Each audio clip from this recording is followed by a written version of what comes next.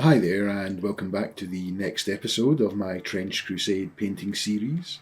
And this time I'm going to be painting up Lewis and Doggo from the upcoming Red Brigade range. And I'm really looking forward to their full range being released. They have a few really cool models that I'm looking forward to painting up, but for now the Lewis and Doggo model will have to do. And the first part of the process is to prime the model in black, and I used Green Stuff World Matte Black Surface Primer, but any black would do.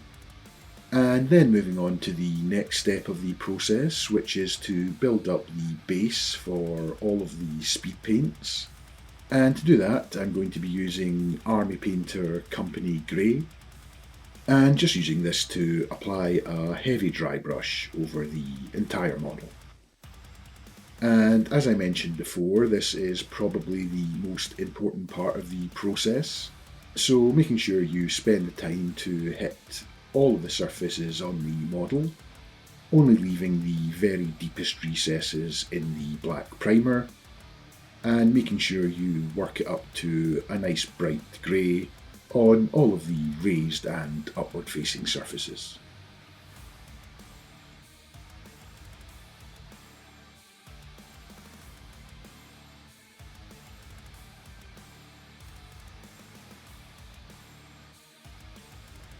Next, I'm going to be starting to apply some of the speed paints, starting off firstly with some Vallejo Express Legacy Blue, and using this to paint in all of the armour panels.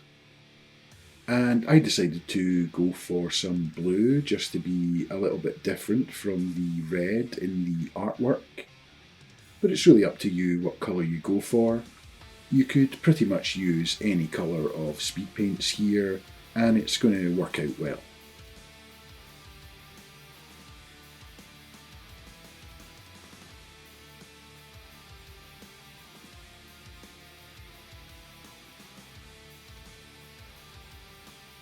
And once the main armour colour had been applied, it was then time to paint in all of the smaller other parts of the model.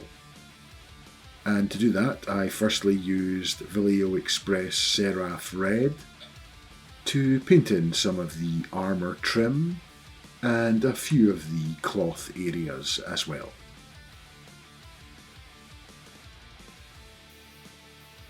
And for the main cape, I went for Vallejo Express Military Yellow, which is a really nice khaki colour, which should be perfect for these type of areas.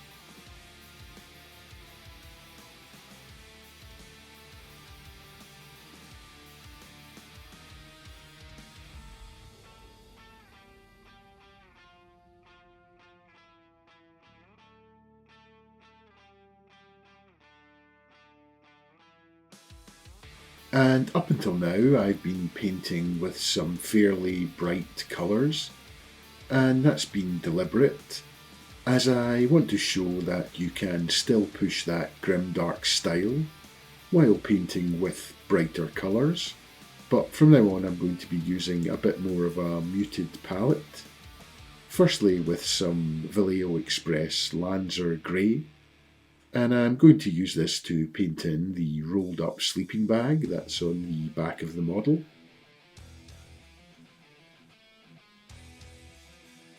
And then I'm going to use some Battle Dress Brown to paint in all of the leathers.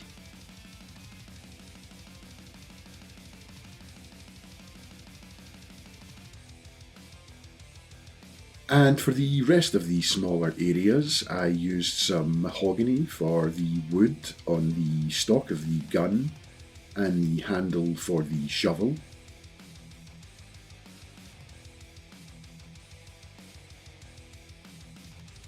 And then just use some khaki drill to paint in all of the ropes that are tied around the model.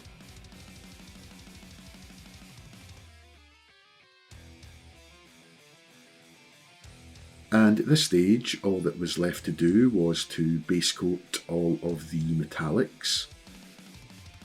So I firstly just went in with some black and blacked out all of the metallic areas.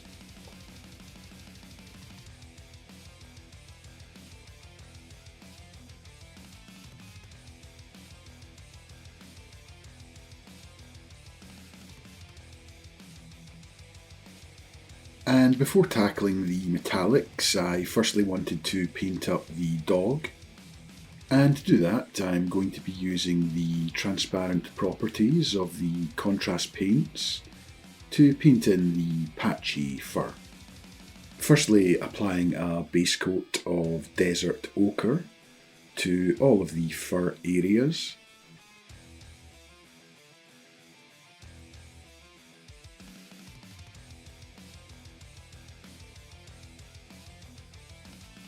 And for the darker patches of fur, I firstly go in with some muddy ground and apply this to all of the areas that I want to be slightly darker. And it's important that you apply the contrast paints at this stage from the lightest colour to the darkest. As I mentioned before, they are transparent and you'll struggle to get them to apply from dark to light. And by doing it this way, you leave a bit of the previous colour still left behind and still visible through the transparent darker colour.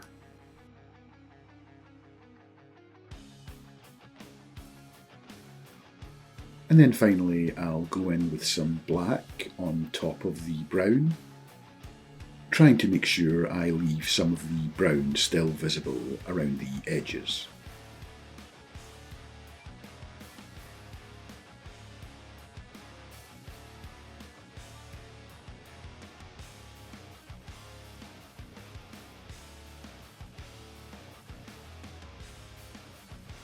I then just used the same contrast paints I used to paint up the main model to paint in all of the smaller parts of the trim on the dog.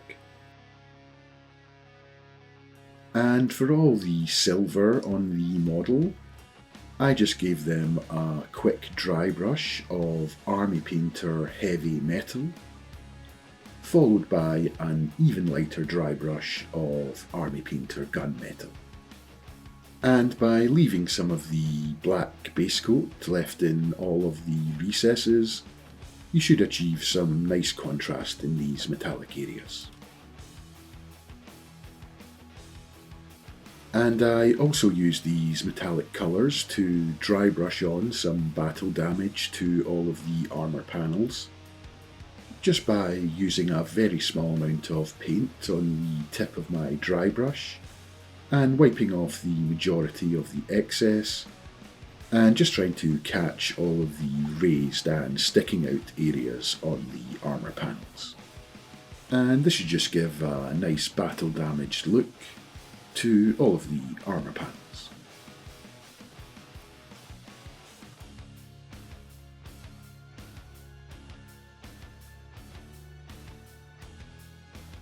And for all of the gold metallics, which is going to be for the crosses, I gave them a quick base coat of Army Painter Emperor Gold,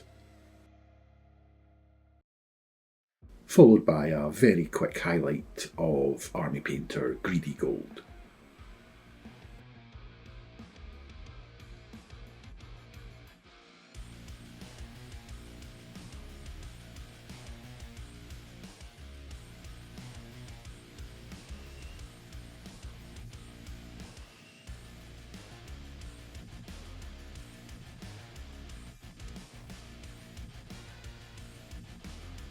And now that everything had been base coated, it'll come as no surprise that the next step is to apply the enamel washes. And my go-to is a 2-to-1 mix of Villainy Inks Goon's Grime and Ichor of the Damned, thinned down 50-50 with some white spirits, and then just applied via a brush over the entire model, letting it flow into all of the recesses and making sure you wick up any excess pooling that might be occurring.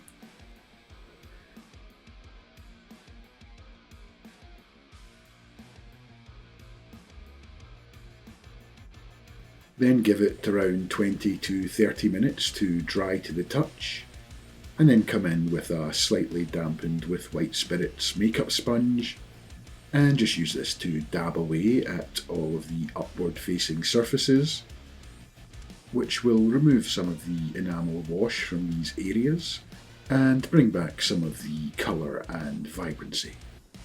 And by doing it this way and leaving all of the wash still in all of the shadows and recesses, it should help push the contrast on all areas across the model.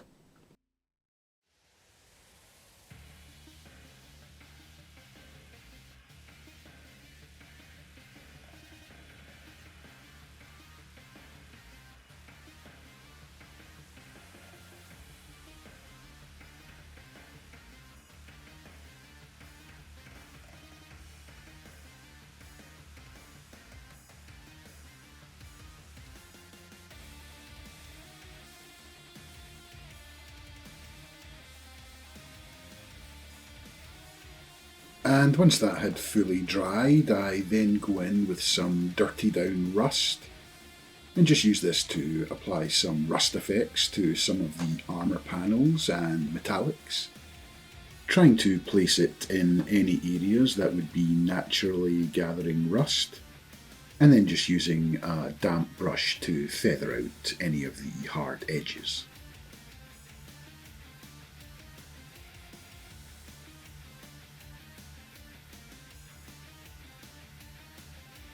And once that had dried, I then came back in with another dry brush of the Army Painter Gun Metal, and just use this to dry brush over all of the rusted areas, which should catch all of the raised edges and bring back that metallic look to these areas. And while I'm doing this, I'll also use this to reapply some of the battle damage to the armour panels that was lost during the enamel wash process. And this should just bring back that metallic look to all of these armour panels as well.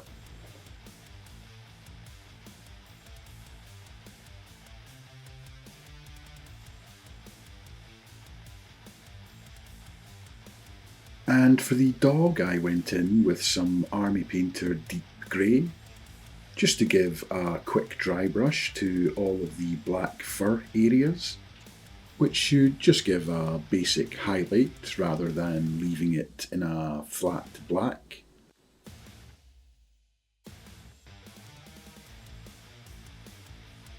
And then to brighten up the rest of the lighter fur areas, I went in with some Army Painter Burnt Turf, and just gave it a quick dry brush highlight across all of these areas, which should catch all of the raised and sticking out fur and bring back some of the colour.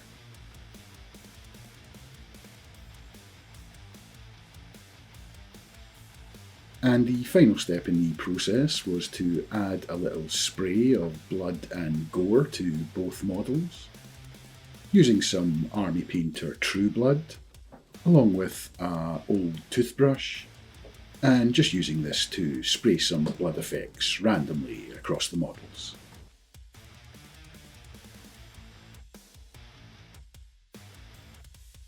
And that's the model now complete, and the Blue Brigade is now born, and I'm really looking forward to painting up some of the other faction models once they've been released. And a big thank you to all of my Patreon subscribers. I really appreciate your support.